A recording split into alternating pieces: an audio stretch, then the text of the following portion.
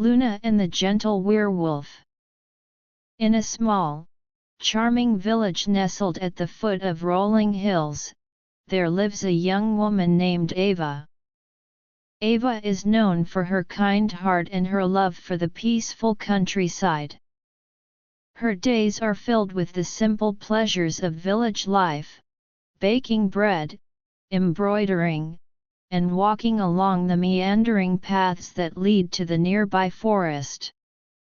One moon-drenched night, as Ava wanders into the forest, she comes across a werewolf named Lyra. But Lyra is no ordinary werewolf. Her fur is a soft silver, gray, and her eyes are filled with a deep, soulful kindness. Instead of fear, Ava feels an immediate sense of calm and connection to Lyra. As the nights pass, Ava and Lyra's bond deepens. They share quiet moments in the forest, with Ava gently stroking Lyra's fur and Lyra listening intently to Ava's tales of village life. Ava becomes determined to find a way to free Lyra from her curse.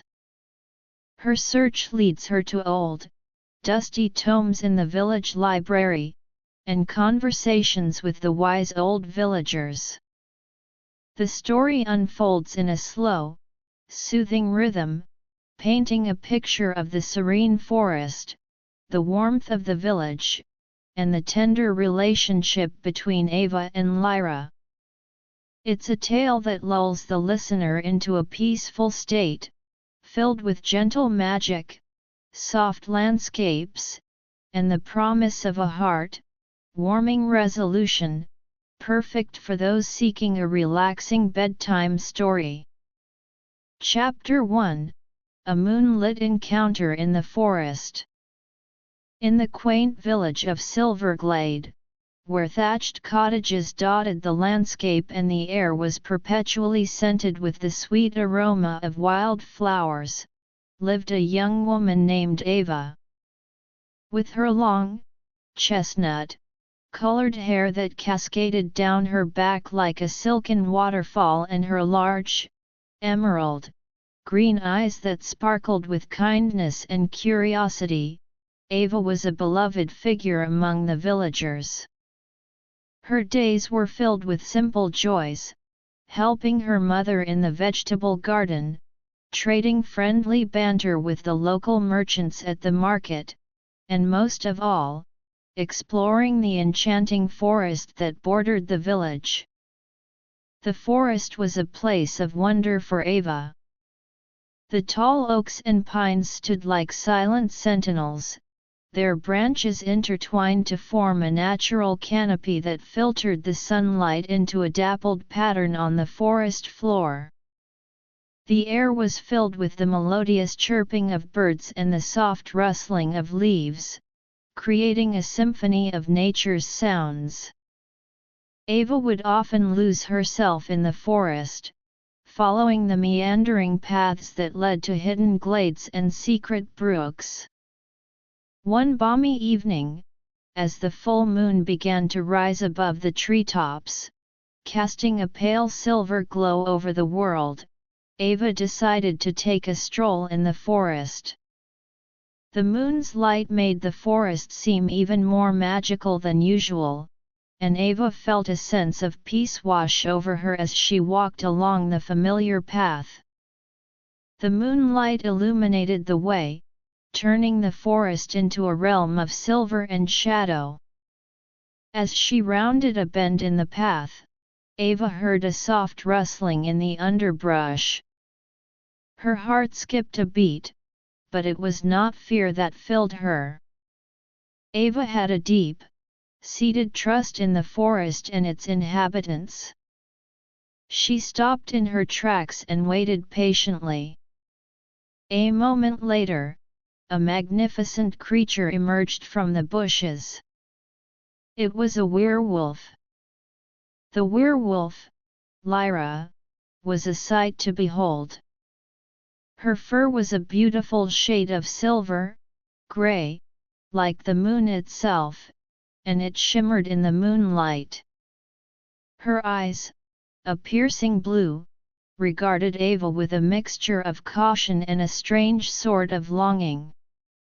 Lyra's body was large and powerful, with muscles rippling beneath her fur, yet there was an unexpected grace in her movements. Ava did not run.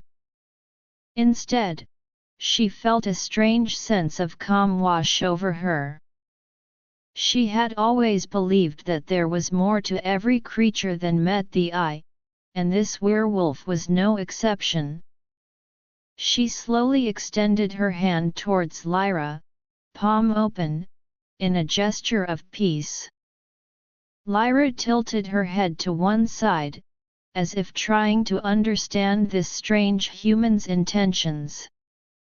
After a moment of hesitation, she took a tentative step forward.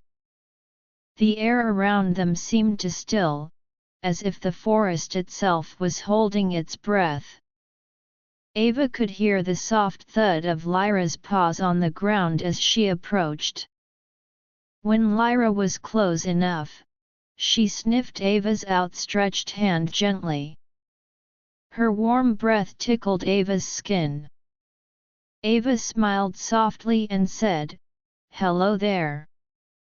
You're not what I expected." Lyra let out a soft whine in response, as if in agreement.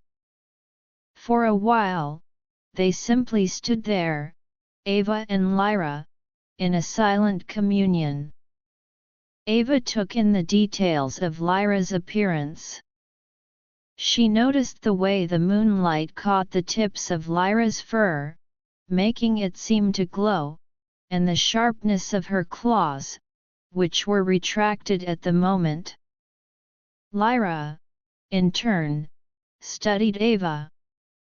She could smell the kindness and innocence on this human, a scent that was both foreign and appealing. As the minutes passed, Ava sat down on a nearby log.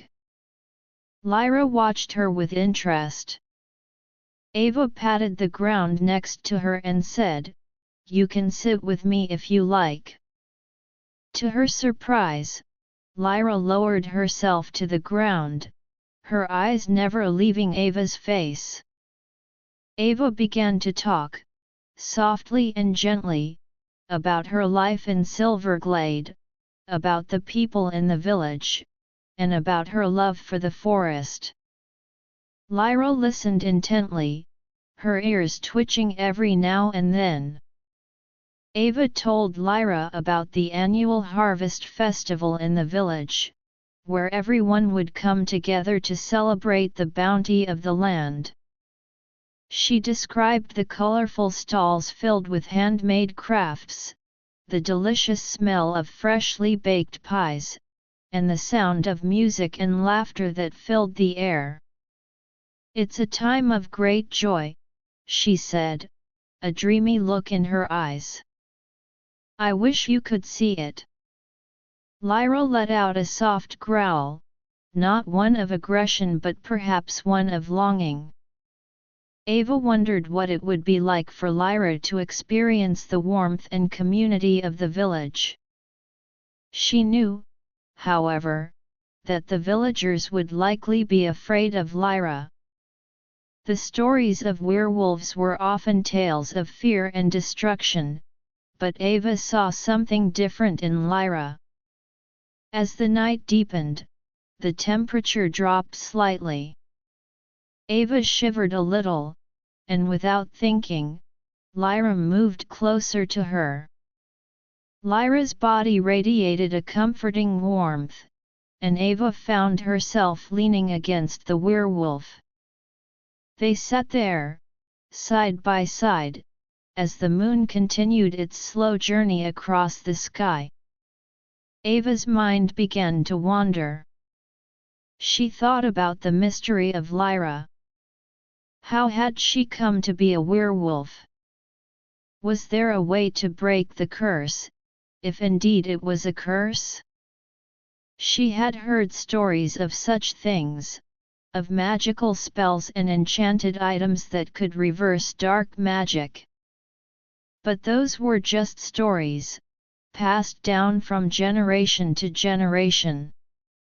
She looked at Lyra again and said, "I want to help you, if I can. There must be a reason why we met tonight."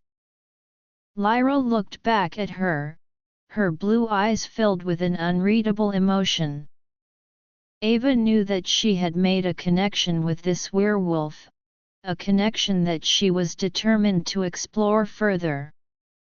As the first rays of dawn began to peek through the trees, Ava realized that it was time for her to return to the village. She stood up and stretched. Lyra also rose to her feet. Ava looked at Lyra and said, "I'll come back tomorrow night. Will you be here?" Lyra let out a soft bark, as if in affirmation. Ava made her way back through the forest, her mind filled with thoughts of Lyra. She knew that this encounter would change her life in ways she could not yet imagine. The forest seemed different now, as if it held more secrets, more wonders. And at the heart of those secrets was the werewolf, Lyra. Back in the village, Ava went about her day as usual. She helped her mother in the garden, carefully plucking ripe tomatoes and fragrant herbs. She greeted the villagers with her usual warm smile, but all the while, her mind was on Lyra. She wondered what Lyra was doing during the day, where she hid, and if she was safe. As the sun began to set, Ava could barely contain her excitement. She quickly finished her chores and made her way back to the forest. When she reached the clearing where they had met the previous night, Lyra was already there. Lyra let out a happy yelp when she saw Ava approaching. Ava sat down on the log again, and Lyra joined her. This time, Ava had brought something with her, a small bundle of food. She opened the bundle to reveal some freshly baked bread and a piece of cheese. "I thought you might be hungry," she said, offering the food to Lyra. Lyra sniffed the food curiously and then took a small bite of the bread. She seemed to enjoy it, and Ava smiled. As they sat there, eating and sharing the simple meal, Ava decided to ask Lyra about her past. "Lyra," she said softly, "can you tell me how you became a werewolf? If you can't speak, maybe you can show me, or I'll try to guess." Lyra looked at her for a long moment, as if considering her words. Then, Lyra got up and walked a short distance away. She pawed at the ground, making a small hole. She then picked up a twig and began to draw in the dirt. Ava watched intently. Lyra drew a figure that looked like a human, a woman with long hair. Then, she drew a figure that resembled a sorcerer, with a pointed hat and a staff. Next, she drew a full moon and a wolf. Ava studied the drawing carefully. "Were you once human?" she asked. Lyra let out a soft whine. "And was it a sorcerer who turned you into a werewolf?" Lyra barked once, which Ava took as a yes. "But why?" she wondered out loud. Lyra then drew a heart with a cross through it. Was it because of love? Or perhaps jealousy? Ava guessed. Lyra let out a growl, and Ava knew she was on the right track. "I'm so sorry," Lyra," Ava said, reaching out to stroke Lyra's fur. "But we'll find a way to break the curse. I'm sure of it." Lyra leaned into Ava's touch, as if finding comfort in her words. Over the next few days, Ava and Lyra continued to meet in the forest. Ava spent her days researching in the old books in the village library, looking for any mention of werewolf curses and how to break them. She found a few stories, but they were all filled with contradictions and half-forgotten details. One story told of a werewolf who was cured by a magical flower that grew on a mountain peak. Another spoke of a werewolf whose curse was lifted by a pure-hearted child's kiss. Ava knew that these stories might not be entirely true, but they gave her hope. Each night, she would share what she had learned with Lyra. Lyra would listen attentively, her eyes fixed on Ava's face. They also spent time exploring the forest together. Lyra showed Ava the hidden places she knew, like a small cave filled with beautiful stalactites and a meadow where rare flowers bloomed. One day, while exploring the forest, they came across a small stream. The water was clear and cool, and it sparkled in the sunlight. Ava bent down to take a drink, and Lyra joined her. As they sat by the stream, Ava noticed something strange. There was a faint glow coming from a rock on the other side of the stream. She got up and carefully crossed the stream to investigate. When she picked up the rock, she realized that it was not an ordinary rock. It was a crystal, and it seemed to be pulsating with a soft, blue light. Lyra came over and sniffed the crystal curiously. Ava had a feeling that this crystal might be important, that it could be a clue to breaking Lyra's curse. She held the crystal up to the light and studied it. There were faint markings on the crystal, markings that she had never seen before. She knew that she would need to study them more closely, but for now, she put the crystal in her pocket. "This might be the start of something, Lyra," she said, looking at the werewolf with excitement. Lyra let out a bark, as if sharing her enthusiasm. As the days passed, Ava became more determined to solve the mystery of Lyra's curse. She spent hours poring over the old books in the library, her brow furrowed in concentration. Meanwhile, Lyra would wait patiently in the forest, her eyes always on the path, waiting for Ava to arrive. One evening, as Ava was walking to the forest to meet Lyra, she passed by the village elder's cottage. The elder, an old and wise woman named Agatha, called out to her. "Ava, I've noticed a change in you lately. You seem more focused, more determined. Is there something you'd like to talk about?" Ava hesitated for a moment, then decided to confide in Agatha. She told her about Lyra, the werewolf, and the crystal she had found. Agatha listened intently, her eyes widening in surprise. "Ava," she said, "this is a very serious matter. Werewolf curses are not easily broken. But I might be able to help you. I have some knowledge of ancient magic and the crystals that hold power." Ava's face lit up with hope. "Please, Agatha. I'll do anything to help Lyra." Agatha nodded. "Come with me," child. We'll look through my collection of books. There might be something there that can guide us." Ava followed Agatha into her cottage.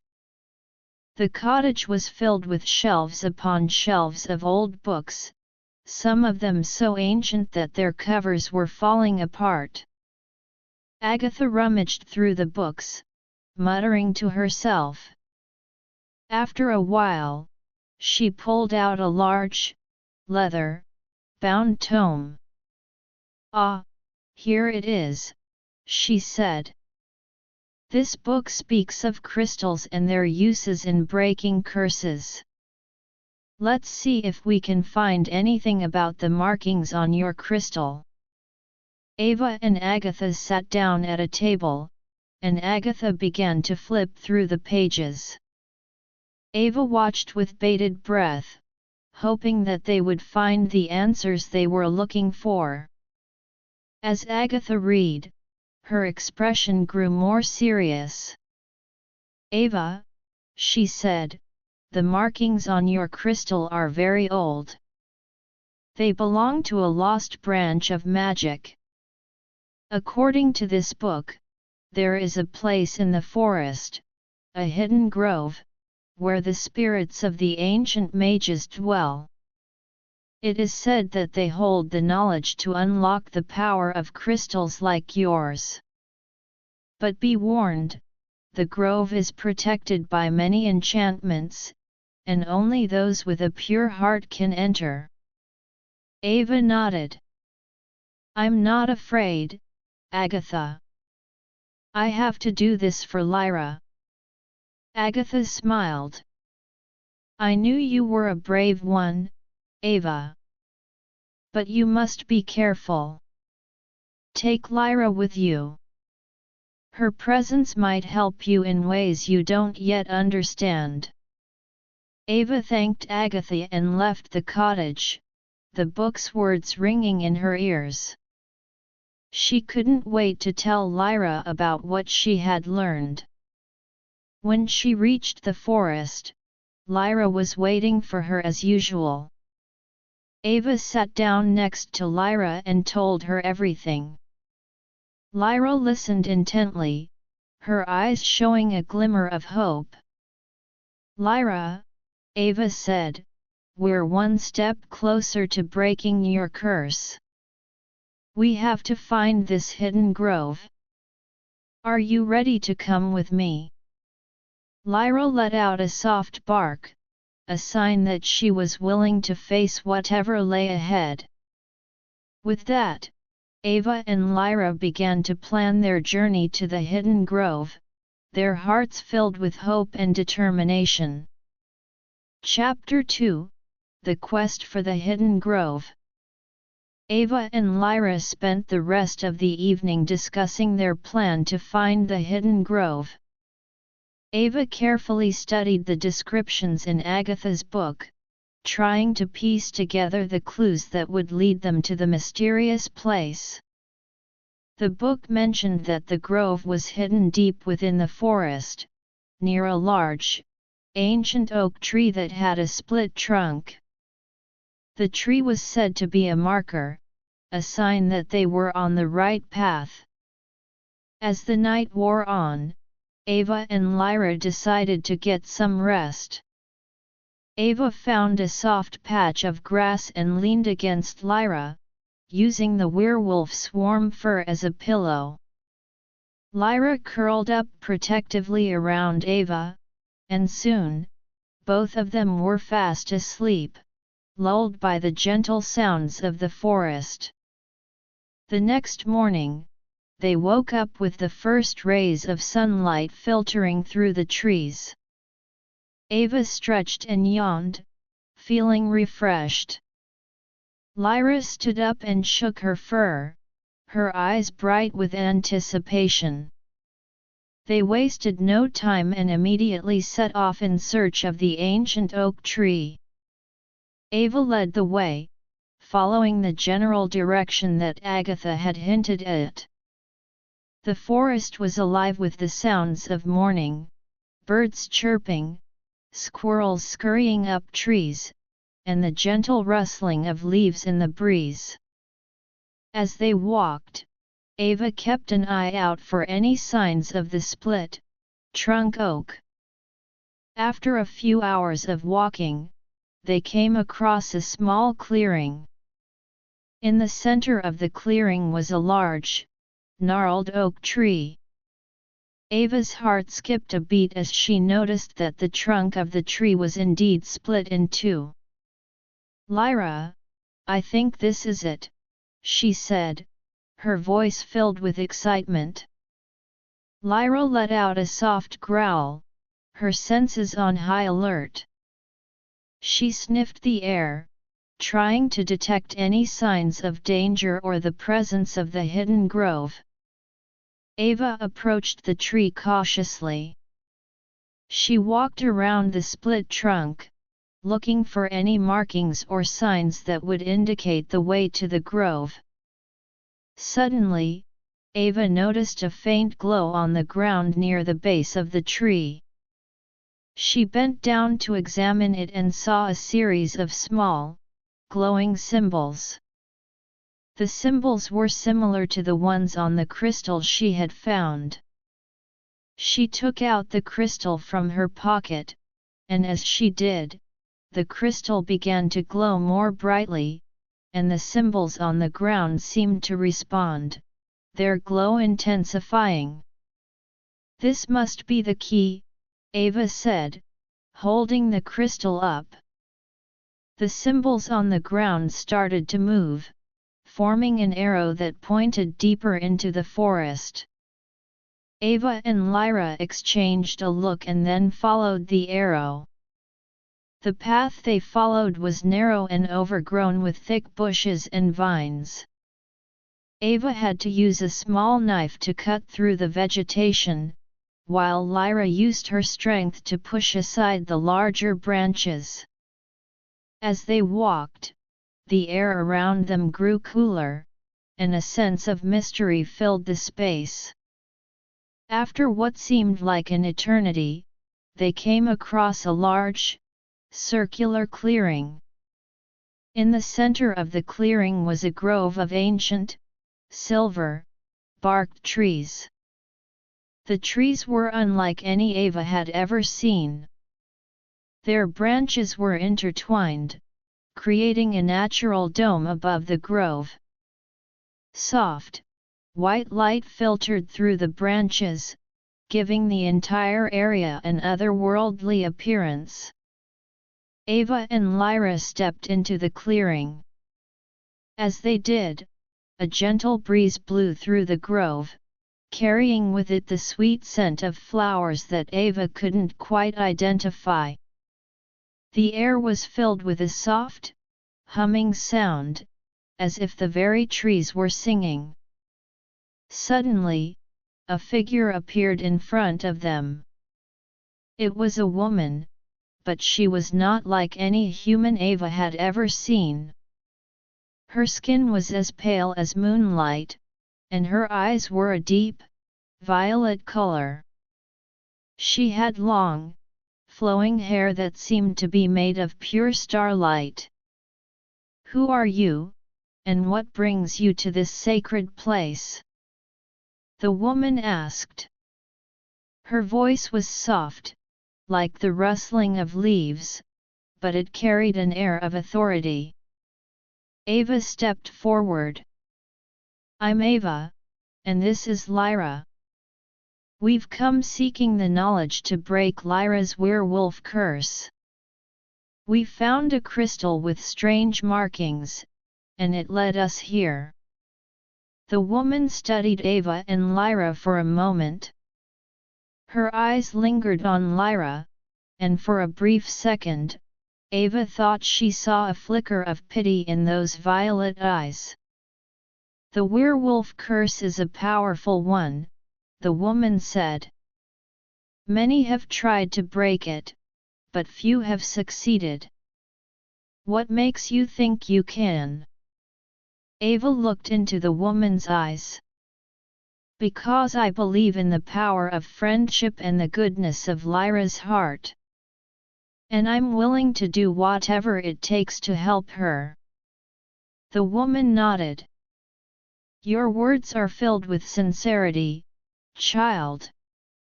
But the path to breaking the curse is not an easy one. There are trials you must face, tests of your courage, your loyalty, and your wisdom." Ava didn't hesitate. "We're ready." The woman waved her hand, and a small, glowing ball of light appeared in the air. "This light will guide you through the trials. Follow it, and remember, the answers you seek are within yourselves." The light began to move, floating towards one of the silver-barked trees. Ava and Lyra followed it. As they approached the tree, the light passed through the trunk, and to their surprise, a hidden door appeared in the tree. The door creaked open, revealing a dark passageway.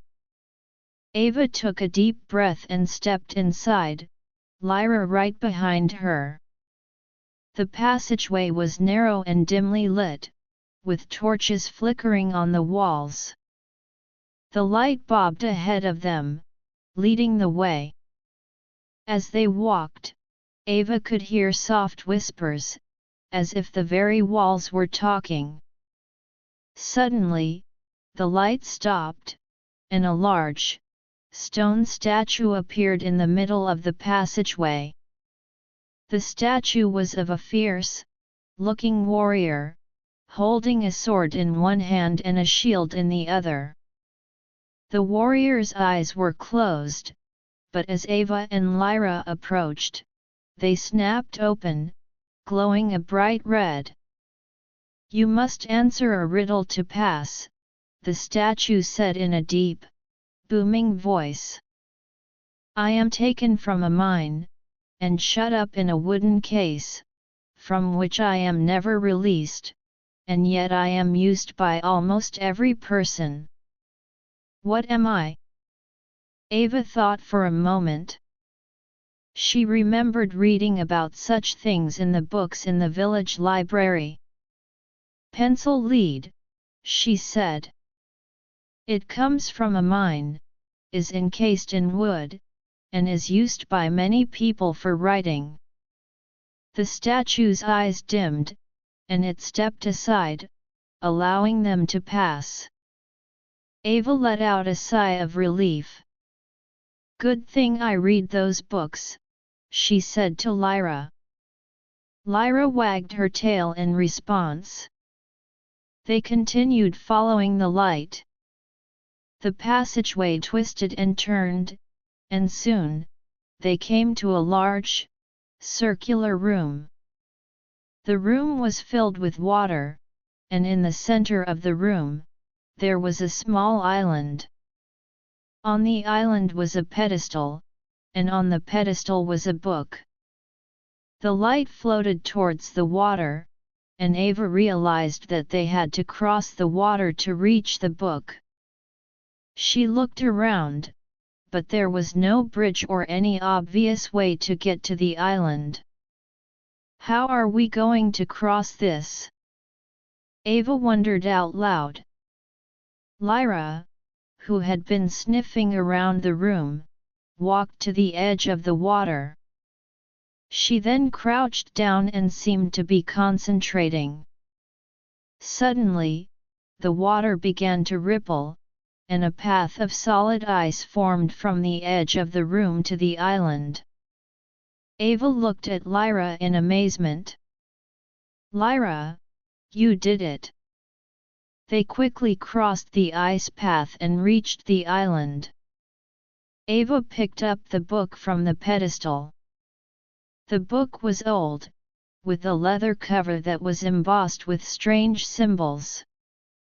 As she opened the book, a burst of light filled the room, and images began to appear in the air. The images showed the history of werewolf curses and the ways to break them.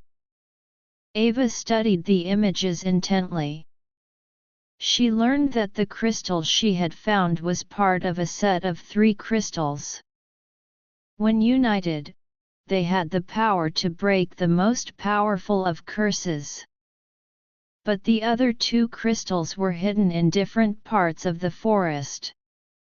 Ava closed the book and looked at Lyra. "We have to find the other 2 crystals, Lyra. This is our way to break your curse." Lyra let out a growl of determination. They made their way back through the passageway, following the light.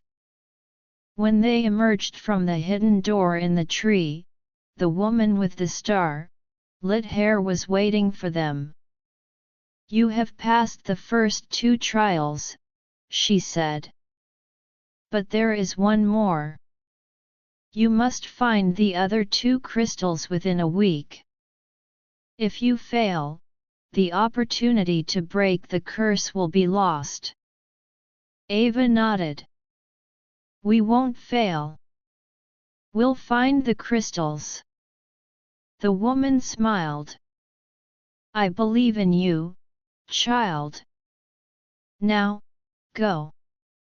The forest holds many secrets, and the crystals are waiting to be found." Ava and Lyra left the grove, their minds filled with thoughts of the crystals. They knew that the next week would be filled with challenges, but they were determined to succeed. As they walked back through the forest, Ava thought about the clues they might find. She remembered reading about a crystal that was said to be hidden near a waterfall, and another that was rumored to be in a cave guarded by a friendly spirit. "Lyra," Ava said, "we should start by looking near the waterfall. It seems like a good place to start." Lyra barked in agreement. They changed their course and headed towards the part of the forest where the waterfall was said to be. The journey to the waterfall was long, but they didn't mind. They were filled with a new sense of purpose. Along the way, they encountered a small, furry creature. It was a kind of fox-like animal, with bright, intelligent eyes. The creature looked at them curiously and then spoke. "Hello, travelers. I've been watching you. You seem to be on an important quest." Ava was a little startled to hear the creature speak, but she quickly regained her composure. "Yes, we are. We're looking for 2 crystals to break my friend's werewolf curse. Have you seen anything like that?" The creature tilted its head. "I might have. There's a strange, glowing rock near the waterfall. It could be one of the crystals you're looking for. But be careful. There are other creatures in the area that might not be so friendly." Ava thanked the creature. "We'll be careful. Do you know anything about the other crystal? The one that's supposed to be in a cave?" The creature thought for a moment. "The cave is deep in the northern part of the forest. But it's guarded by a spirit who is very protective of the crystal. You'll need to show her that you mean no harm." Ava and Lyra thanked the creature again and continued on their way. As they got closer to the waterfall, they could hear the sound of rushing water. The sound grew louder and louder, and soon, they could see the waterfall in the distance. It was a magnificent sight, water cascading down a tall cliff, creating a mist that filled the air. They started searching around the waterfall. Ava looked behind the falls, while Lyra sniffed around the base. After a while, Lyra let out a bark. Ava rushed over to her and saw a faint glow coming from a small crevice in the rocks. She reached into the crevice and pulled out a crystal. It was similar to the one she already had, but it had a slightly different shape. "Yes, Lyra. We found one," Ava said, holding the crystal up. The crystal glowed brightly in her hand. They knew that they were one step closer to their goal. But they also knew that they had to find the second crystal within the remaining days. With the first crystal in hand, they set off towards the northern part of the forest, in search of the cave and the second crystal. The forest seemed to grow darker as they walked deeper into the northern region. The trees were taller and more closely packed, and the air was filled with an eerie silence. After a few hours of walking, they came across a large, dark cave. The entrance to the cave was blocked by a large boulder. Ava and Lyra knew that this was the place. Ava called out, "Is there anyone there? We're on a quest to break a werewolf curse. We need the crystal that's in this cave." A soft voice echoed from inside the cave. "Why should I give you the crystal? How do I know you won't use it for evil?" Ava stepped forward. "Because my friend Lyra is a kind-hearted werewolf. She doesn't want to be cursed anymore. We want to use the crystal to bring her peace and freedom." The boulder slowly rolled away, and a figure emerged from the cave.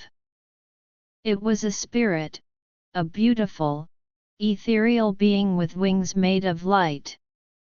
"I can sense the purity of your hearts," the spirit said. "But you must prove your worth. There's a task I need you to do." Ava nodded. "What is it?" "We'll do anything." The spirit pointed to a small, withered tree near the cave. This tree was once a source of life and magic in the forest. But a dark spell has been cast on it. If you can break the spell and bring the tree back to life, you can have the crystal. Ava and Lyra looked at the tree. It was a sad-looking sight, with dry branches and no leaves. Ava took out the 2 crystals she had.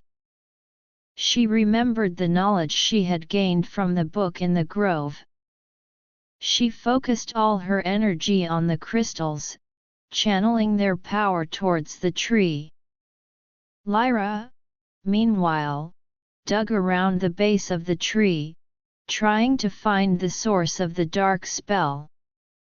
As Ava concentrated, the crystals began to glow brightly, and a warm, golden light spread from them to the tree. The withered branches started to tremble, and slowly, new leaves began to sprout. Lyra found a small, black-colored root that seemed to be the source of the dark magic. She used her claws to dig it out and destroy it. With the root gone and the power of the crystals, the tree came back to life. Its branches were now full of lush leaves, and small, colorful flowers began to bloom. The spirit smiled. "Well done. You have proven your worth." She went into the cave and brought out the 3rd crystal. Ava took the crystal, and as she did, the 3 crystals began to resonate with each other. "Now, you have all the crystals," the spirit said. "But the final step to break the curse is not an easy one. You must return to the hidden grove and use the power of the united crystals under the light of the full moon." Ava and Lyra thanked the spirit. They knew that they had overcome many challenges, but the final test was yet to come. They made their way back to the hidden grove, their hearts filled with hope and a little bit of nervousness. They had 4 days left until the full moon, and they were determined to break Lyra's curse once and for all. Chapter 3 – The Breaking of the Curse. Ava and Lyra made their way back to the hidden grove with a newfound sense of urgency. The 3 crystals in Ava's pocket seemed to hum with anticipation, as if they, too, were aware of the impending task. The forest, which had once seemed so full of mystery and danger, now felt like a friendly ally, guiding them back to the place where their journey might reach its climax. As they entered the grove, the woman with star-lit hair was waiting for them. Her violet eyes sparkled with approval as she saw the 3 crystals in Ava's hand. "You have done well, Ava and Lyra," she said. "The full moon will rise in 4 days. During this time, you must prepare yourselves.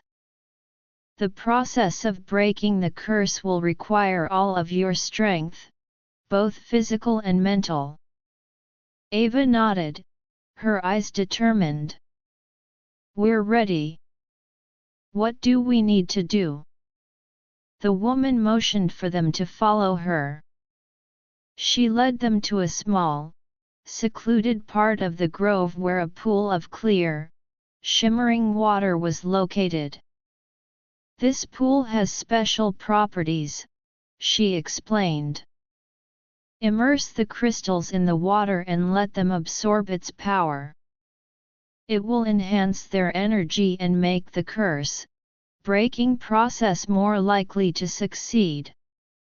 Ava carefully took out the crystals and placed them in the pool. The water began to glow with a multi-colored light as the crystals started to interact with it. Lyra watched intently, her ears pricked up. "While the crystals are charging," the woman continued, "you, Ava, must rest and gather your strength. And Lyra, you need to meditate and focus your inner energy. The curse has been a part of you for a long time, and breaking it will be a shock to your system." Over the next few days, Ava spent her time resting in the grove. The soft grass and the gentle breeze lulled her into a peaceful state. She thought about all the adventures she and Lyra had shared, from their first moonlit encounter to the challenges they had overcome to find the crystals. She knew that this was not just about breaking Lyra's curse, it was about the deep bond of friendship that had formed between them. Lyra, on the other hand, found a quiet corner of the grove and lay down. She closed her eyes and tried to focus her energy. The memories of her life as a werewolf, the times of isolation and the longing for a normal life, flashed through her mind. She concentrated on the hope of a new beginning, a life free from the curse.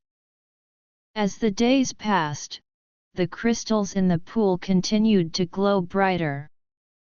The woman with star-lit hair checked on them regularly, making sure that everything was proceeding as it should. On the evening of the 3rd day, she called Ava and Lyra to the pool. "The crystals are almost ready," she said. "Tomorrow night, the full moon will rise, and we will begin the ritual." That night, Ava and Lyra couldn't sleep. The anticipation was too great. They sat by the pool, watching the crystals. Ava reached out and touched one of the crystals. It was warm to the touch, and she could feel a powerful energy coursing through it.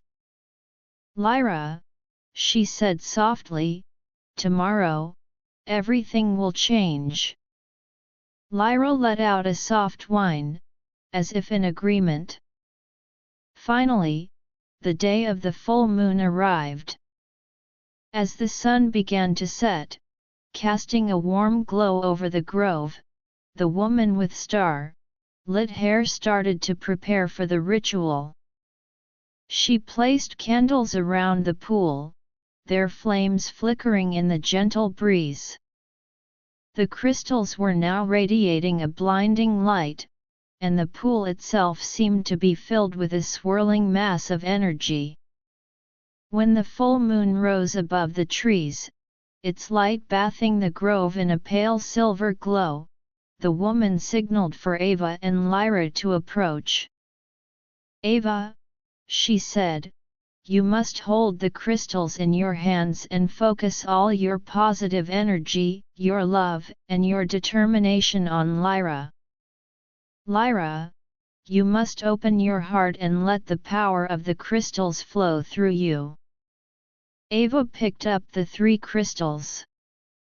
They fit perfectly in her hands, and she could feel their combined power surging. She looked at Lyra, who was standing in front of her, her blue eyes fixed on Ava. "Lyra," Ava said, "this is it. We're going to break this curse." Ava closed her eyes and began to focus. She thought about all the good times they had shared, the times when Lyra had protected her, and the times when they had explored the forest together. She thought about the kind-hearted werewolf that Lyra was, and her desire for Lyra to be free. The power of the crystals seemed to respond to her thoughts, and a bright, white light surrounded her. Lyra, meanwhile, felt a strange sensation. A warm, tingling feeling started at her paws and slowly spread through her body.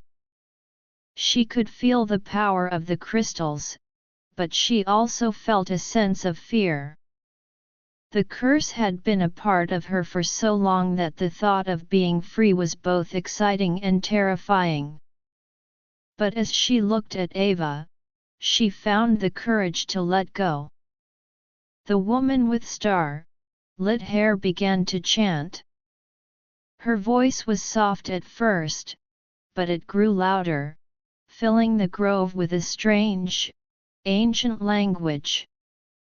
The candles around the pool flared up, and the water in the pool started to boil.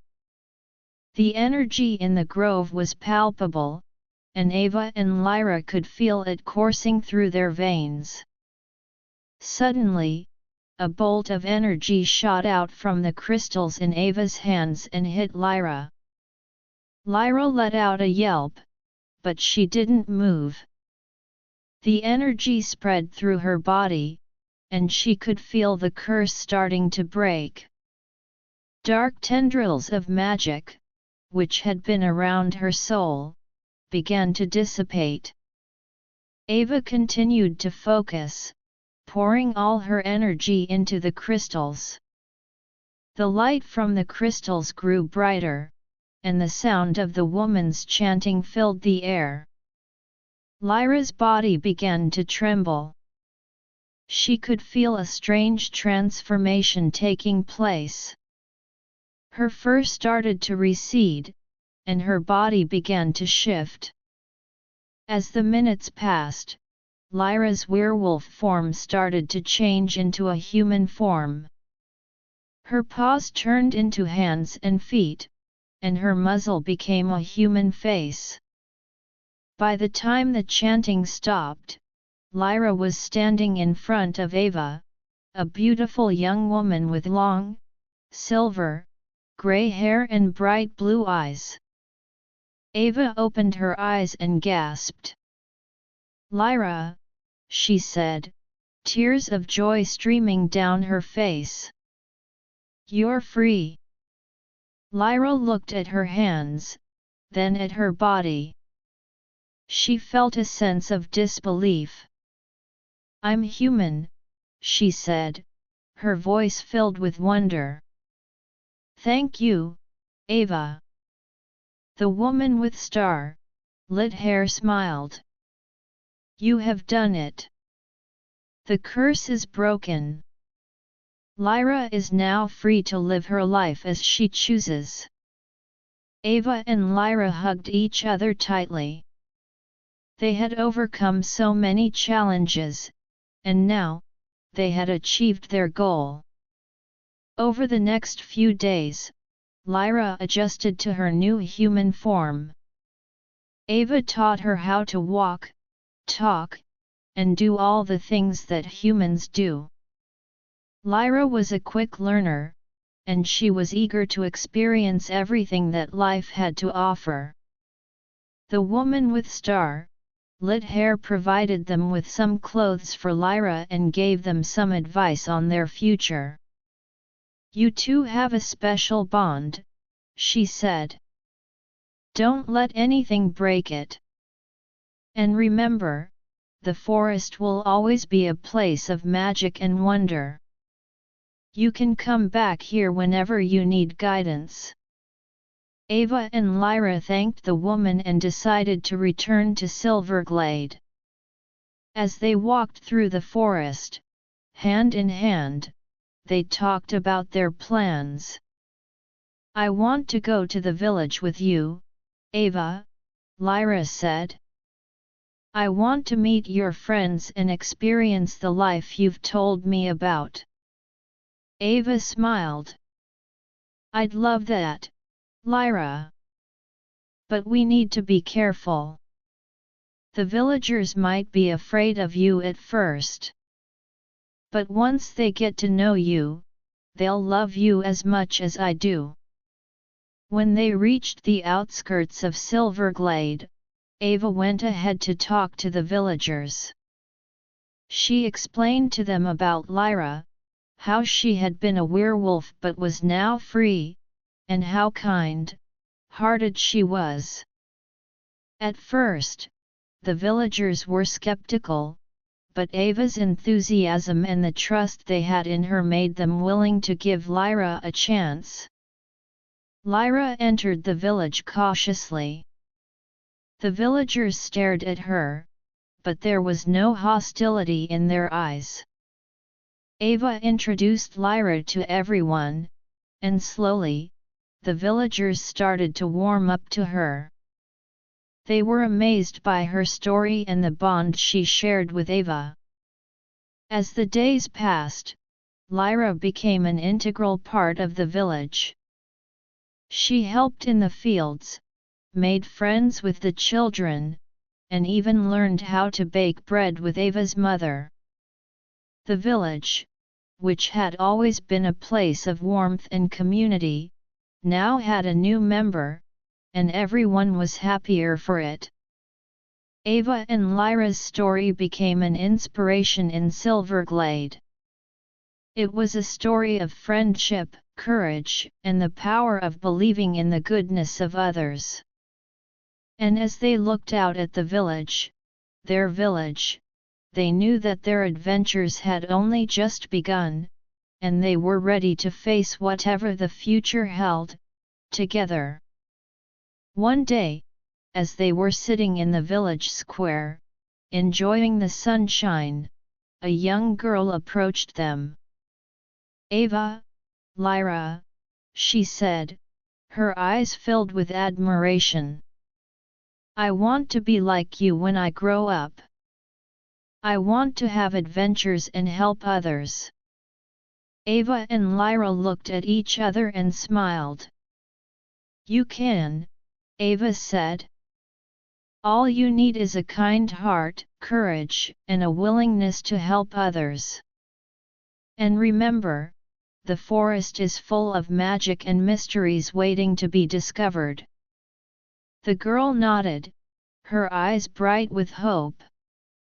And as Ava and Lyra watched her run off to play, they knew that their story would continue to inspire others, and the magic of their friendship would live on in the hearts of the people of Silverglade. Chapter 4: New Horizons and Unexpected Challenges. Ava and Lyra's life in Silverglade had settled into a pleasant rhythm.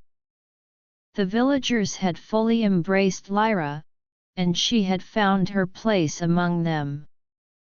Lyra spent her days learning various skills from the villagers, from carpentry to weaving, while Ava continued her work in the garden and helped teach the village children to read and write. One sunny morning, a traveling bard arrived in Silverglade. His arrival was met with excitement, as bards often brought news from far-off lands and entertained the villagers with their songs and stories. The bard, a tall man with a friendly face and a twinkle in his eye, set up in the village square.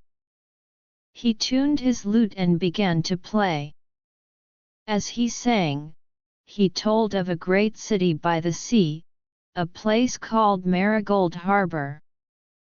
The city was said to be a hub of trade and culture, filled with magnificent buildings, bustling markets, and people from all walks of life. But the bard also spoke of a problem that had befallen the city.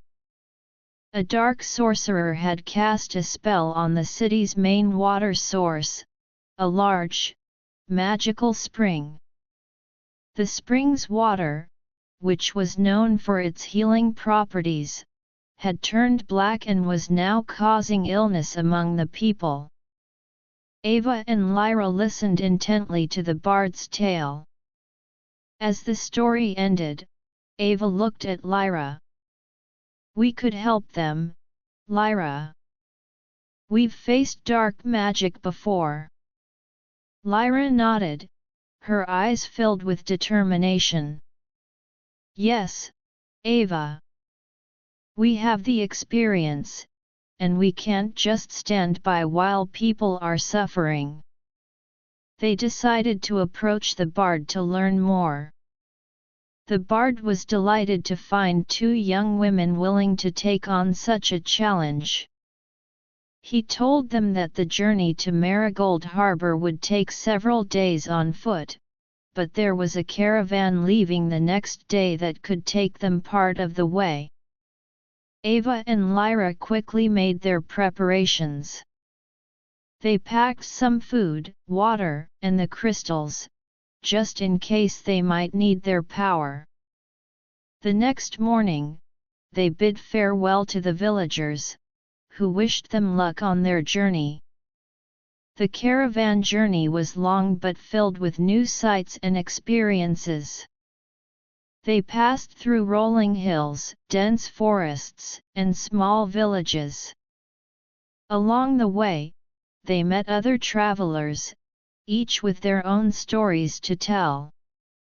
Ava and Lyra listened to the stories, learning more about the world beyond Silverglade. After a few days, the caravan reached a crossroads. The path to the left led to Marigold Harbor, while the path to the right led to a small town. The caravan was bound for the town, so Ava and Lyra said goodbye to their found friends and continued on foot towards the harbor. As they walked, the landscape changed. The air grew saltier, and they could hear the distant sound of the sea. After a few more hours of walking, they saw the city of Marigold Harbor in the distance. The city was even more magnificent than the bard had described. Tall spires reached towards the sky, and the harbor was filled with ships of all sizes. They entered the city through the large, iron-gated entrance. The streets were crowded with people, and the sounds of merchants calling out their wares filled the air. Ava and Lyra made their way to the town hall, where they hoped to find someone who could tell them more about the problem with the spring. At the town hall, they were directed to the mayor's office. The mayor, a portly man with a kind face, listened intently as Ava and Lyra explained why they were there. "We're so desperate," the mayor said. "The healers have tried everything, but nothing seems to work. The spring is the life, blood of our city, and without its pure water, we're in big trouble." Ava nodded. "We'll do our best to help. Can you tell us where the spring is located?" The mayor gave them detailed directions. The spring was located on the outskirts of the city, in a small grove that was once a place of great beauty. But now, it was said to be a place filled with dark energy. Ava and Lyra made their way to the grove.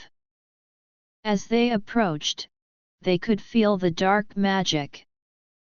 The air was thick with it, and the once beautiful trees were now withered and blackened.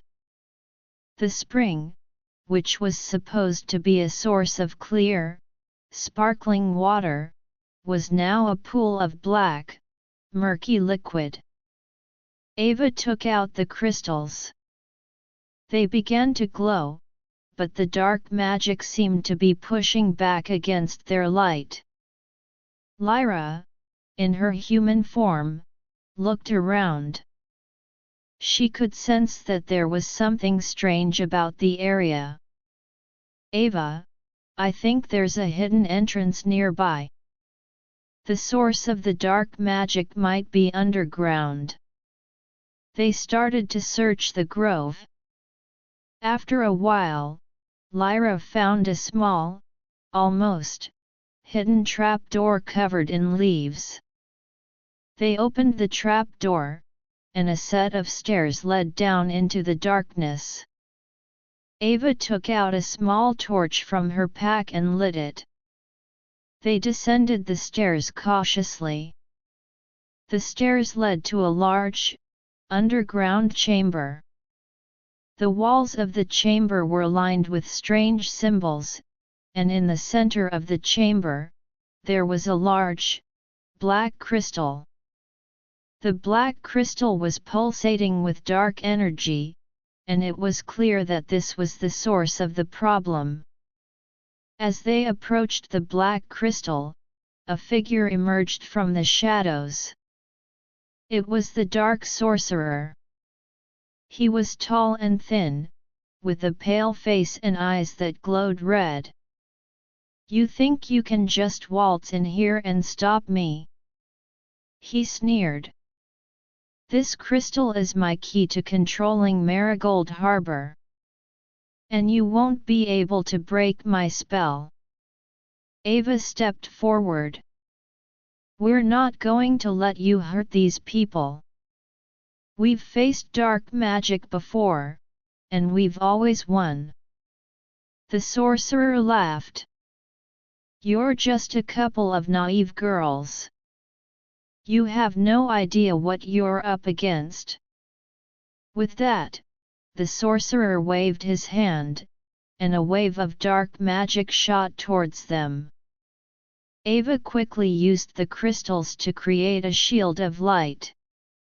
The dark magic hit the shield, and a bright flash of light filled the chamber. Lyra, meanwhile, lunged at the sorcerer. But the sorcerer was prepared.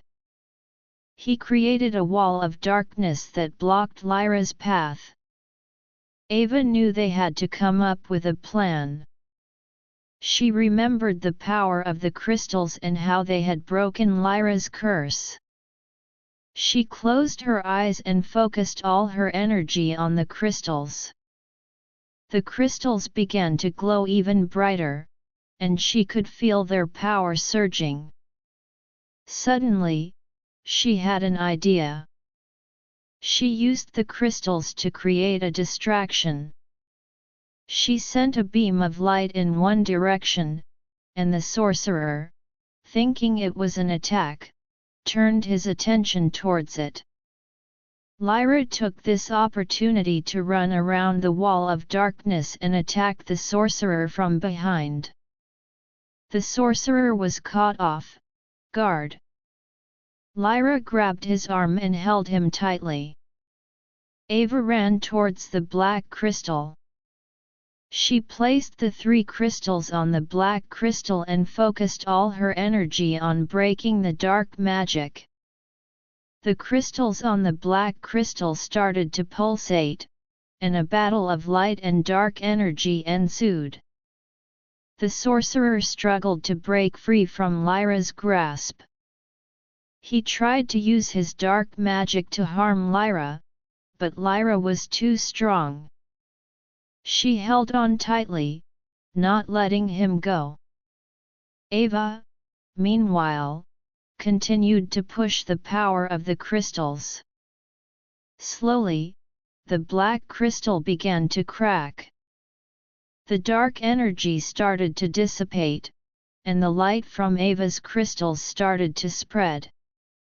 With a final burst of energy, the black crystal shattered. The sorcerer let out a scream as his source of power was destroyed. The dark magic in the chamber disappeared, and the air became clear.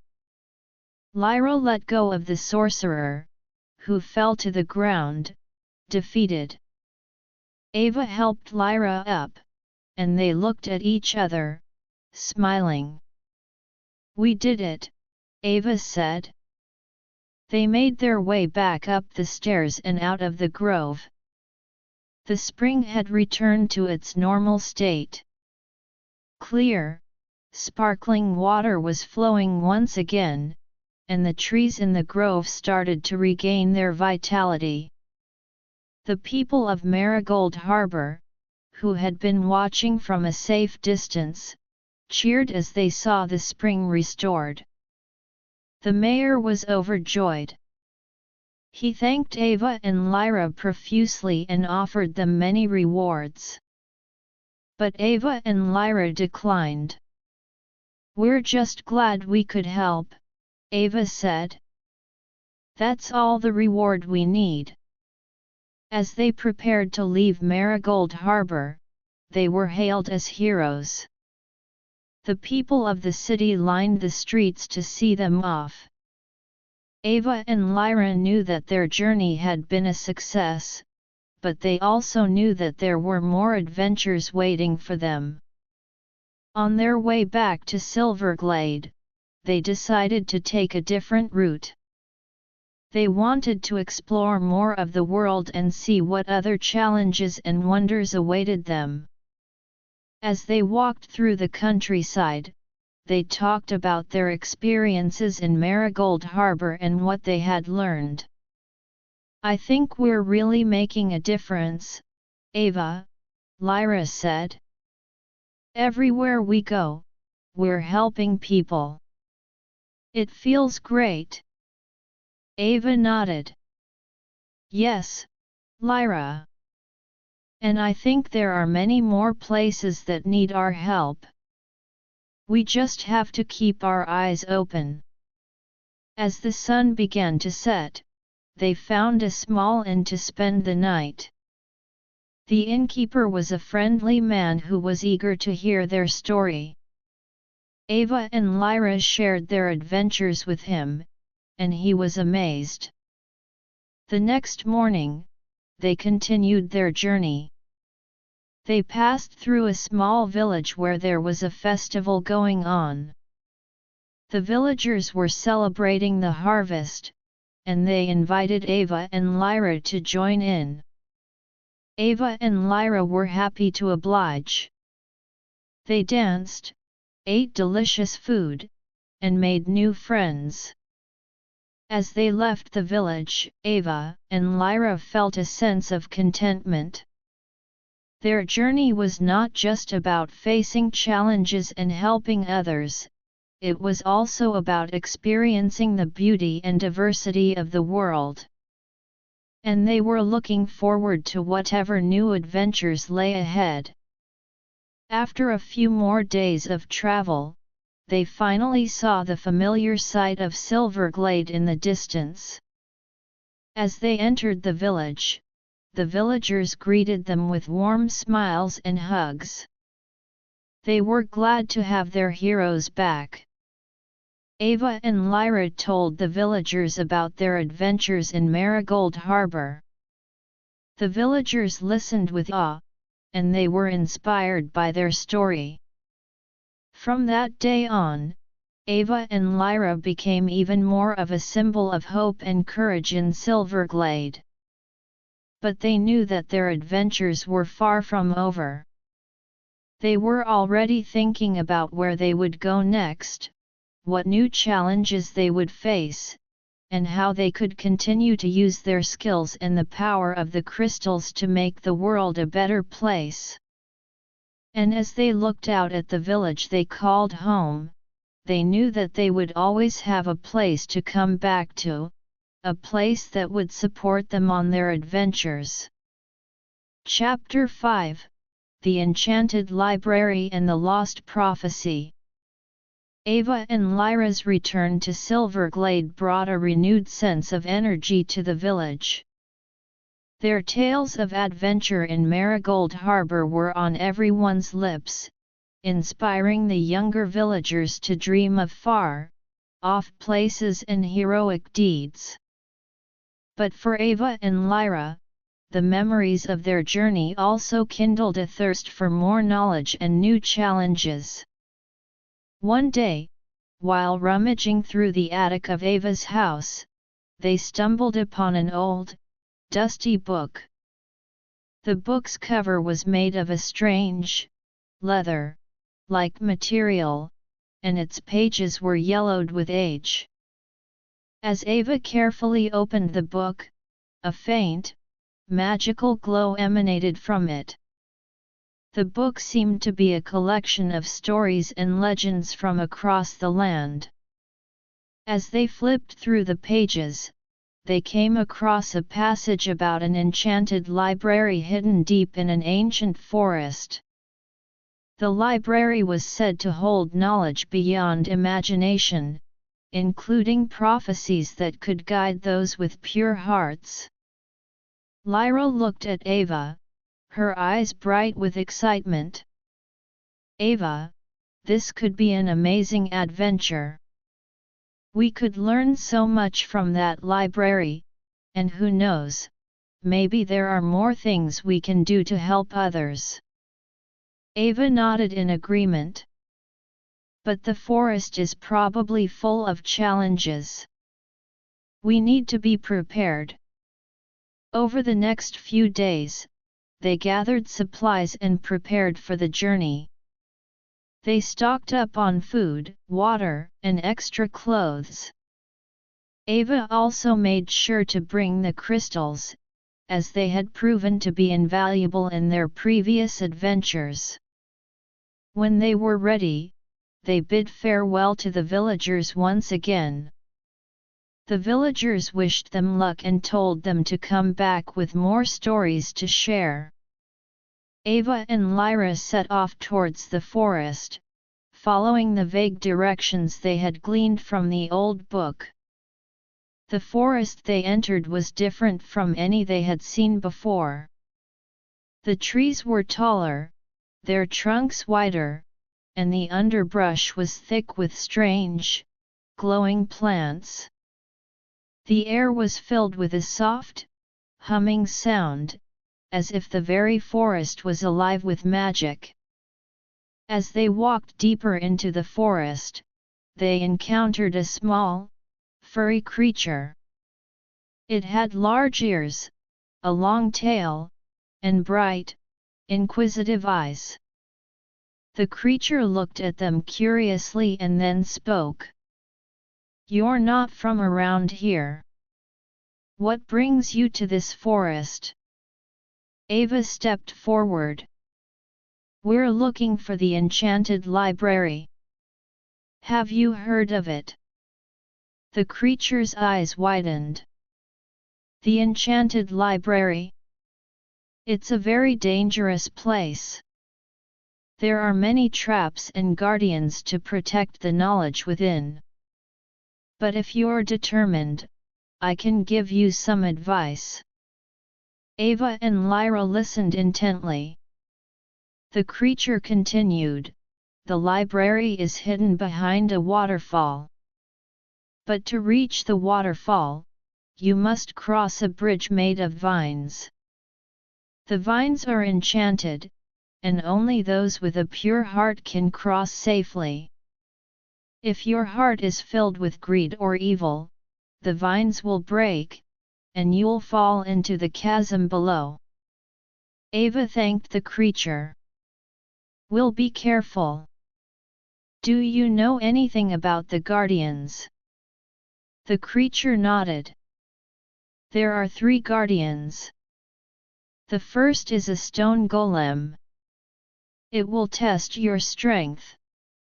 The second is a sphinx. It will test your wisdom. And the third is a wraith. It will test your courage.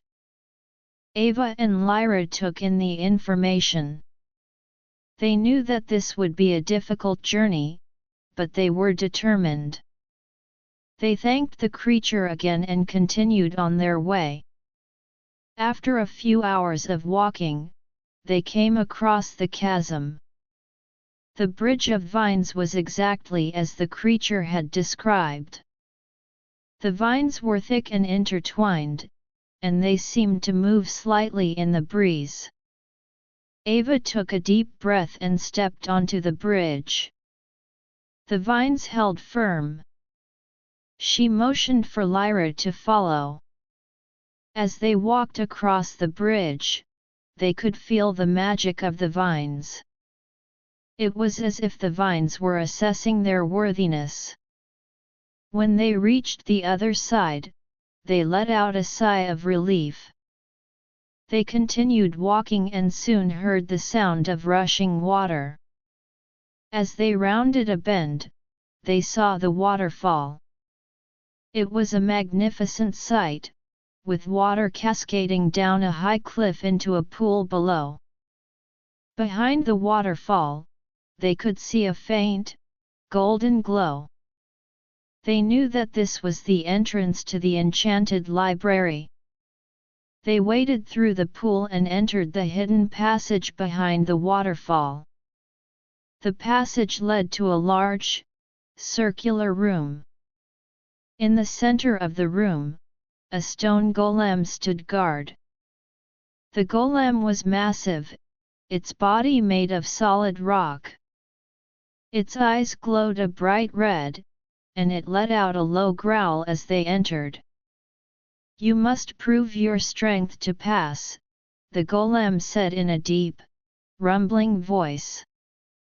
With that, the golem lunged at them. Lyra quickly transformed into her werewolf form. She was still able to do this, even though she was no longer cursed. She leaped at the golem, her claws extended. Ava, meanwhile, used the crystals to enhance her strength. She ran towards the golem and punched it in the leg. The golem was strong, but Lyra and Ava's combined attacks started to have an effect.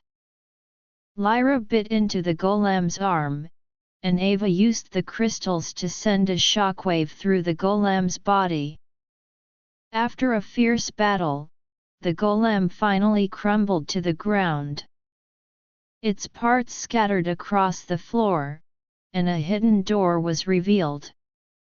Ava and Lyra entered the door and found themselves in a long corridor. At the end of the corridor, a sphinx was waiting for them. The sphinx was a majestic creature, with the body of a lion and the head of a woman. Its eyes were a deep blue, and it regarded them with an air of wisdom. To pass, you must answer my riddle, the sphinx said. I am taken from a mine, and shut up in a wooden case, from which I am never released, and yet I am used by almost every person. What am I? Ava thought for a moment. She remembered this riddle from their previous adventure. Pencil lead, she said. The Sphinx nodded. Correct. You may pass. They continued down the corridor and came to another room. In this room, a wraith appeared. The wraith was a spectral figure, its body made of a swirling mist. Its eyes glowed a cold, white light, and it let out an eerie moan. You must face your greatest fear to pass, the wraith said. Suddenly, illusions of their greatest fears materialized. Ava saw a vision of Silverglade being destroyed, and Lyra saw herself losing Ava in a battle. But Ava and Lyra were not going to be defeated by their fears. Ava held the crystals high, and the light from the crystals dispelled the illusions. Lyra growled and lunged at the wraith. The wraith tried to attack them, but Ava used the crystals to create a shield of light. With a final burst of energy, they managed to dispel the wraith. The wraith disappeared, and a large, ornate door appeared in the room. They opened the door and entered the enchanted library. The library was a sight to behold. Shelves upon shelves of books towered above them, reaching up to the high ceiling. The books were of all shapes and sizes, and some of them glowed with a soft, magical light. Ava and Lyra started to explore the library. They found books on ancient magic, lost civilizations, and forgotten prophecies. As they were looking through the books, Ava came across a book that seemed to be written in a language she had never seen before. But as she held the book, the crystals in her pocket started to glow. The words on the book began to shift and transform, and suddenly, Ava could read them. The book was a prophecy about a great evil that was awakening. The evil was said to be a powerful sorcerer who had been sealed away long ago but was now on the verge of breaking free. Lyra looked at Ava, her face serious. Ava, we have to stop this sorcerer. We can't let him cause chaos in the world. Ava nodded. But first, we need to learn more. There must be something in this library that can help us. They spent the next few hours searching through the books. They found information about the sorcerer, his past, and the spells that had been used to seal him away.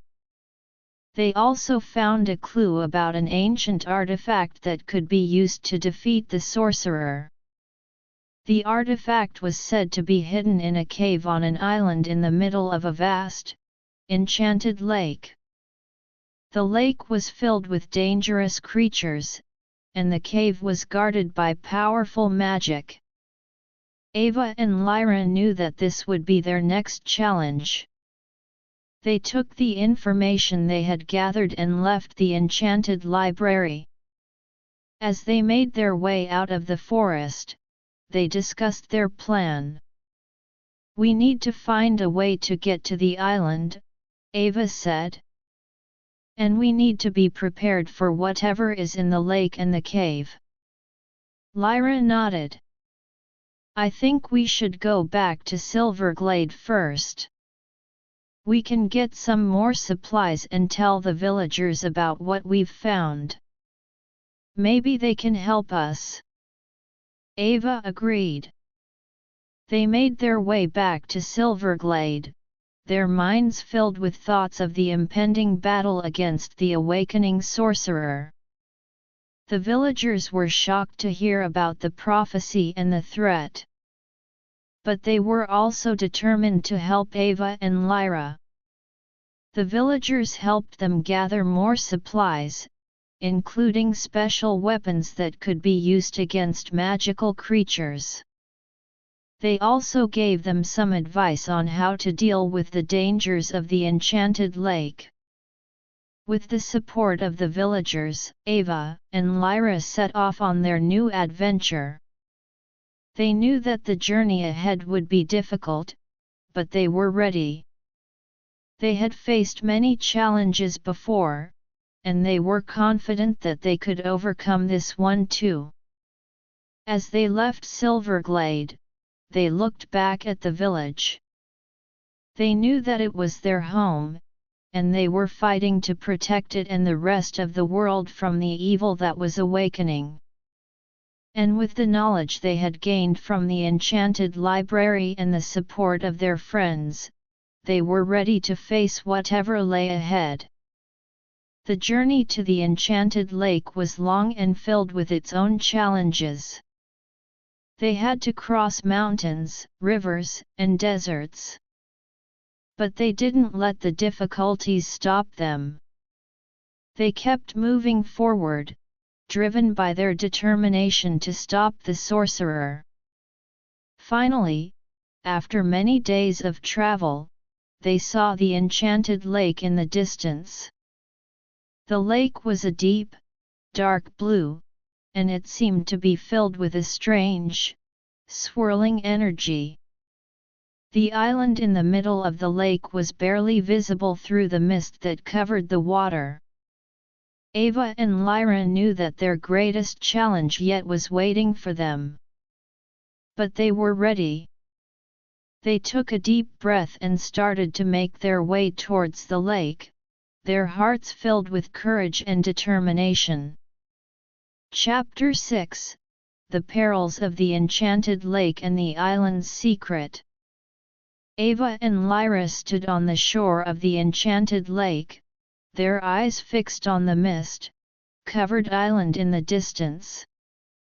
The water of the lake was an otherworldly shade of deep blue, and strange, luminescent shapes moved beneath the surface, hinting at the dangerous creatures that lurked within. Ava took a moment to assess the situation. "We need a way to cross this lake without attracting too much attention from whatever's in there," she said, her eyes scanning the shore for any signs of a boat or a way to build one. Lyra, in her human form, nodded in agreement. "Maybe we can find some logs and build a raft," she suggested. They began to search the shoreline.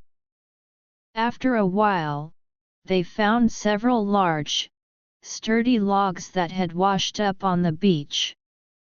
With some strong vines they found nearby, they set to work lashing the logs together to create a makeshift raft. It was hard work, but their determination kept them going. As they were working, a large, snake-like creature rose from the water.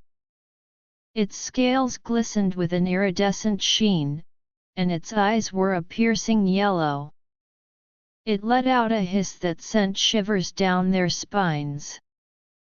Ava quickly took out the crystals, and they began to glow, creating a barrier of light between them and the creature. The snake-like creature seemed hesitant to approach the light. It circled around them, its eyes fixed on Ava and Lyra.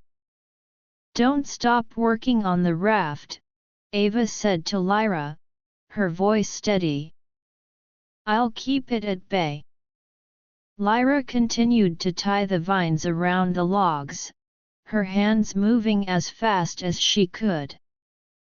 After what seemed like an eternity, the raft was finally ready. Ava slowly backed towards the raft, keeping the crystal-created barrier between them and the creature. When they reached the raft, they quickly pushed it into the water and climbed on board. The creature in the water followed them, swimming alongside the raft. It seemed reluctant to let them go. Ava used the crystals to create a strong gust of wind that propelled the raft forward, away from the creature. The creature hissed in frustration but didn't pursue them further.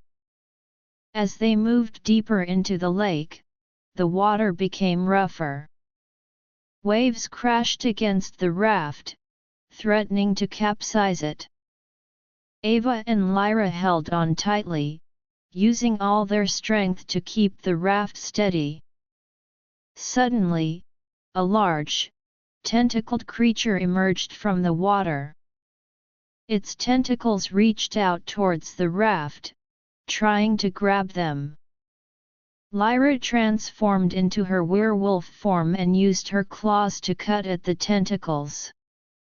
Ava, meanwhile, used the crystals to create a shield around the raft.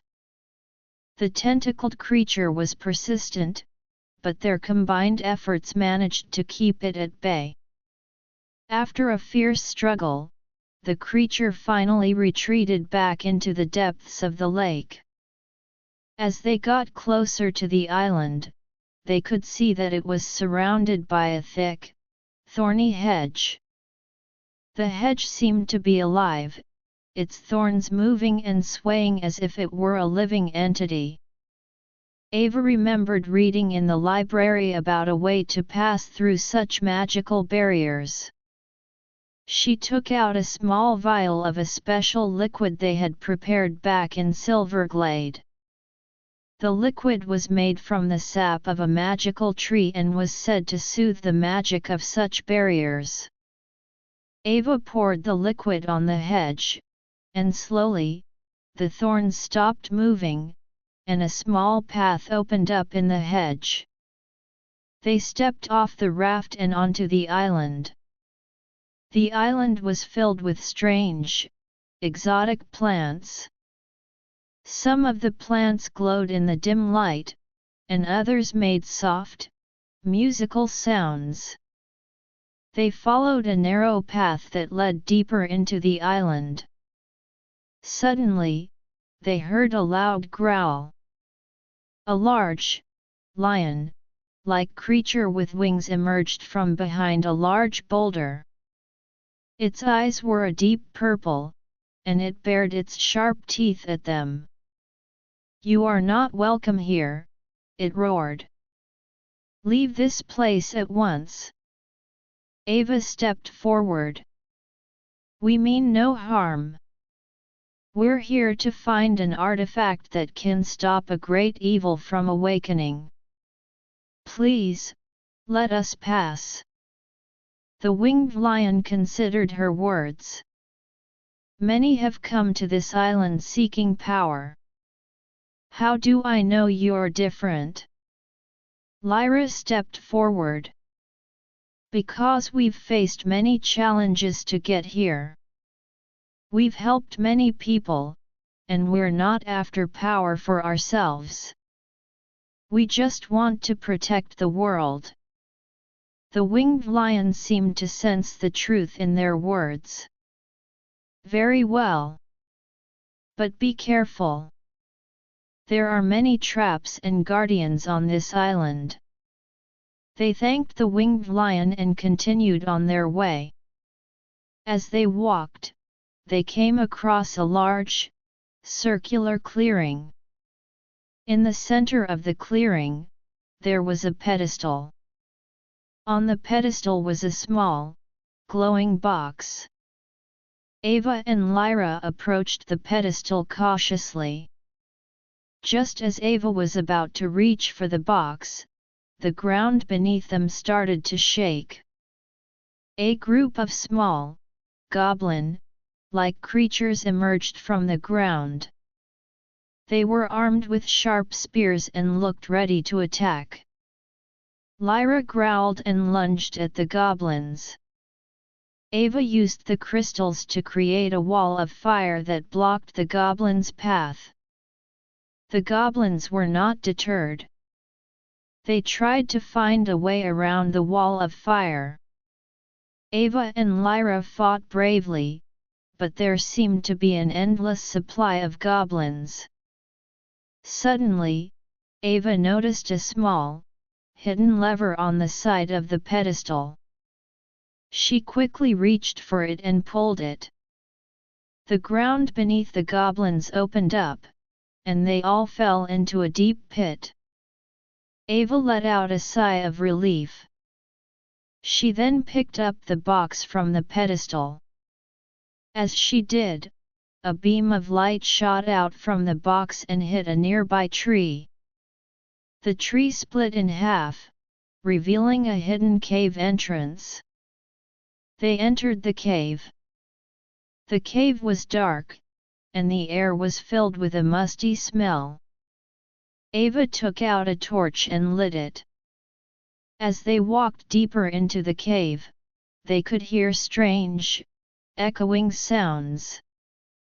Suddenly, a large, shadowy figure emerged from the darkness.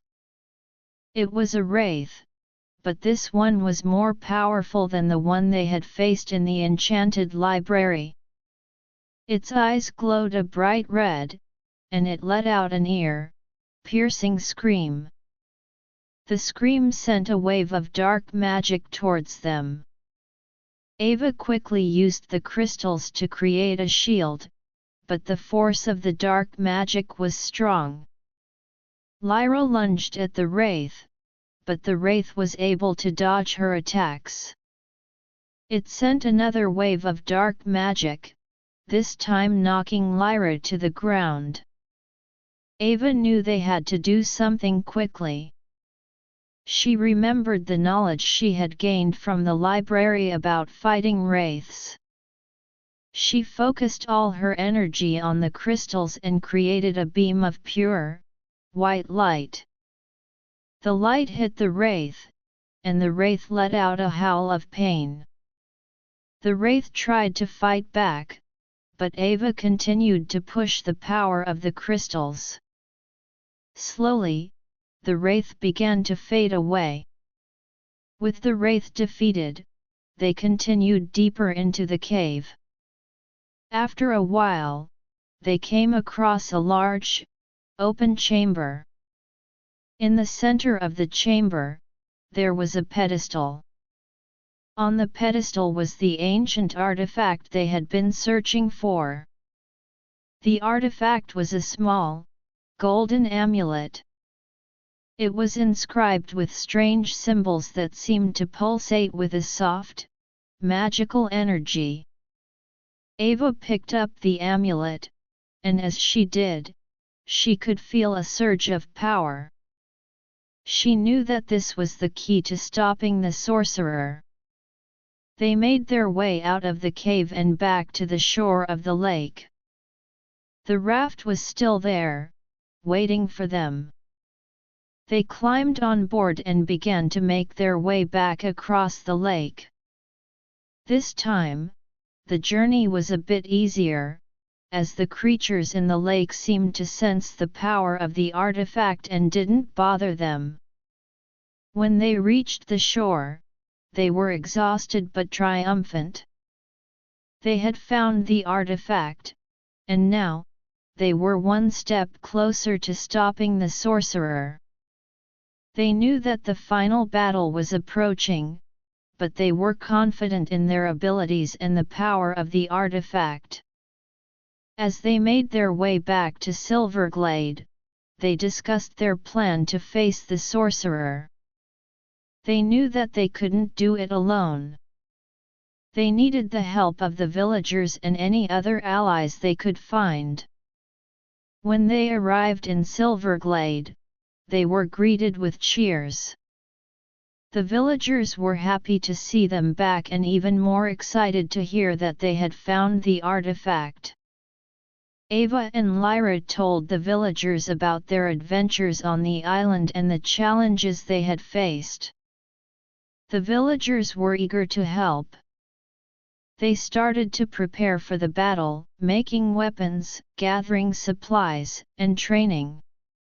Ava and Lyra also sent messengers to nearby villages, asking for their help. In the days that followed, allies from different villages began to arrive in Silverglade. They all came together, united in their determination to stop the sorcerer. Ava and Lyra knew that they had a long and difficult battle ahead of them, but with the support of their friends and the power of the artifact, they were ready to face the sorcerer and save the world from the impending evil. As the preparations continued, Ava and Lyra spent time studying the artifact.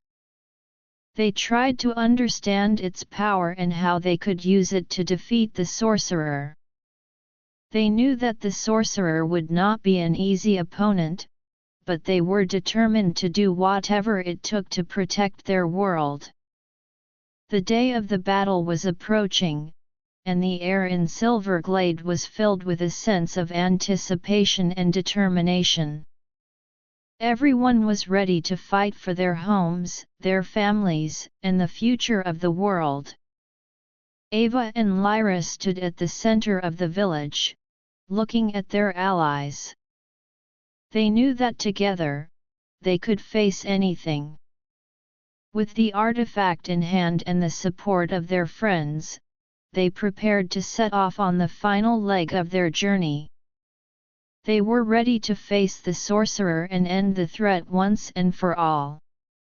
The stage was set for the ultimate battle, and Ava and Lyra were determined to emerge victorious. Chapter 7 – The Clash with the Dark Sorcerer. The sun rose on the day of the great battle, casting a golden glow over Silverglade.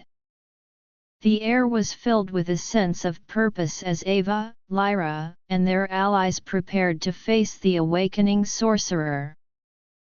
The villagers and their allies from neighboring villages had spent the past few days training, their faces set with determination.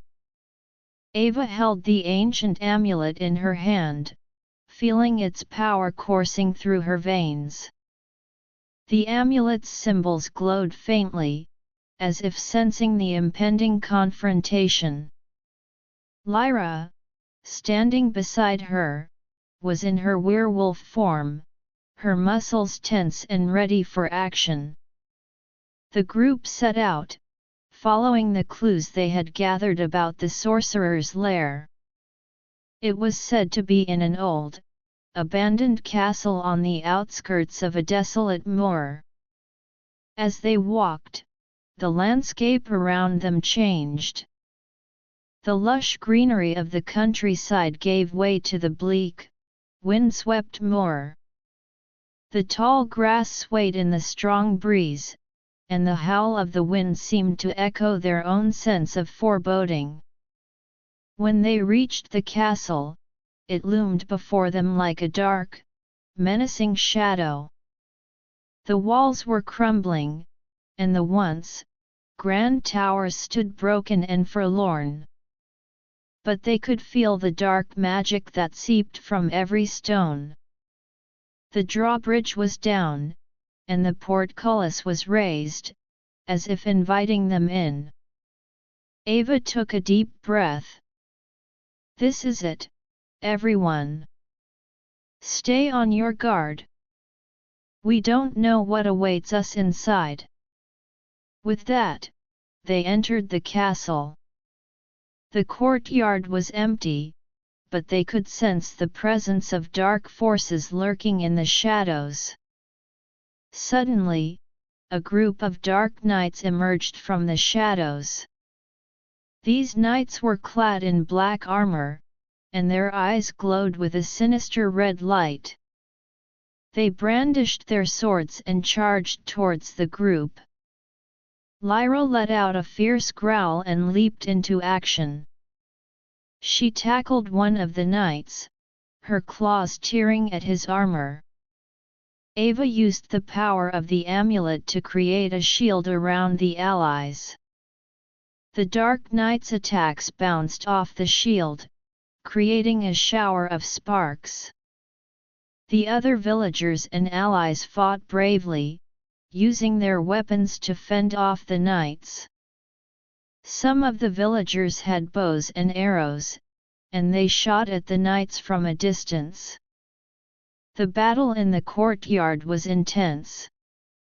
The Dark Knights were strong, but the determination of Ava, Lyra, and their allies was stronger. One by one, they managed to defeat the Dark Knights. As the last knight fell, a door in the side of the castle opened, and a dark figure emerged. It was the sorcerer. He was tall and thin, his face gaunt and pale. His eyes were a deep, glowing purple, and his long, black robes billowed in the wind. "You think you can stop me?" he sneered. "You're too late. I'm almost free, and the world will bow to my power." Ava stepped forward. "Your reign of evil ends here. We have the artifact, and we're not going to let you destroy the world." The sorcerer laughed. "That little trinket won't save you. I've been waiting for this moment for centuries, and nothing can stop me now."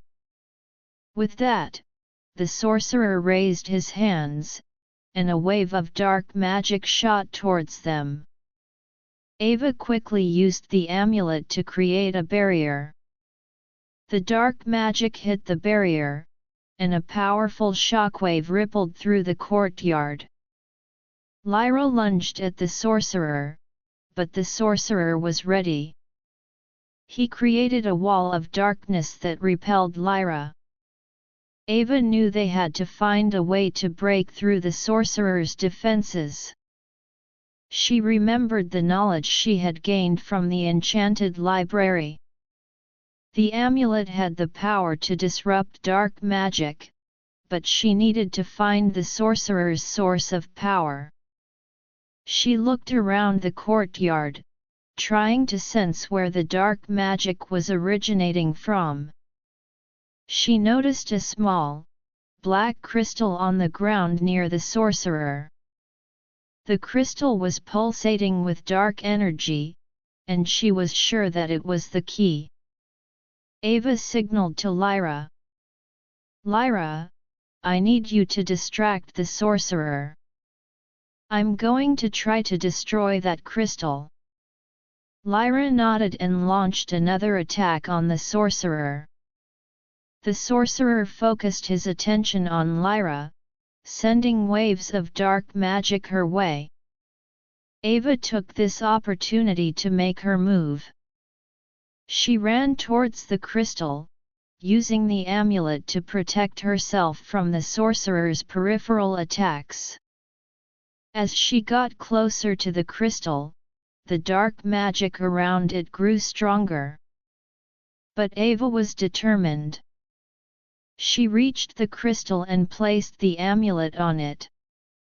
The amulet started to glow brightly, and the crystal began to crack. The sorcerer noticed what Ava was doing and tried to stop her. He sent a powerful blast of dark magic towards her, but Lyra intercepted it, taking the brunt of the attack. The crystal shattered, and a shockwave of energy spread through the courtyard.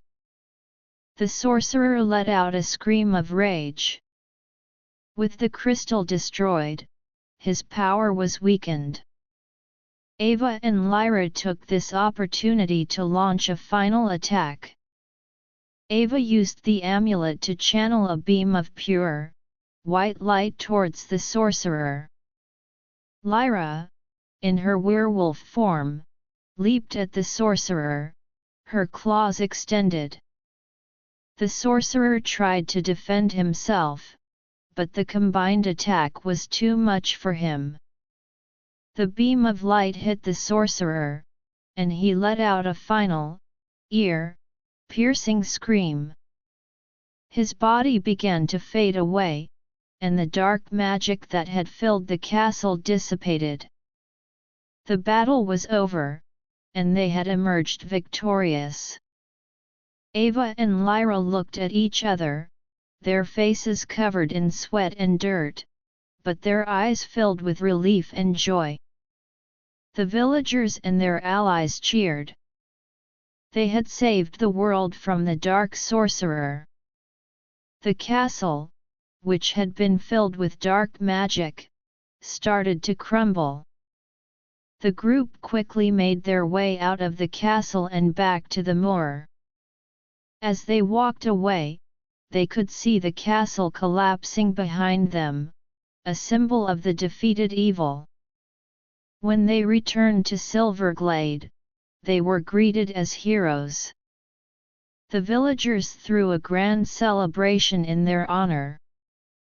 There was music, dancing, and plenty of food and drink.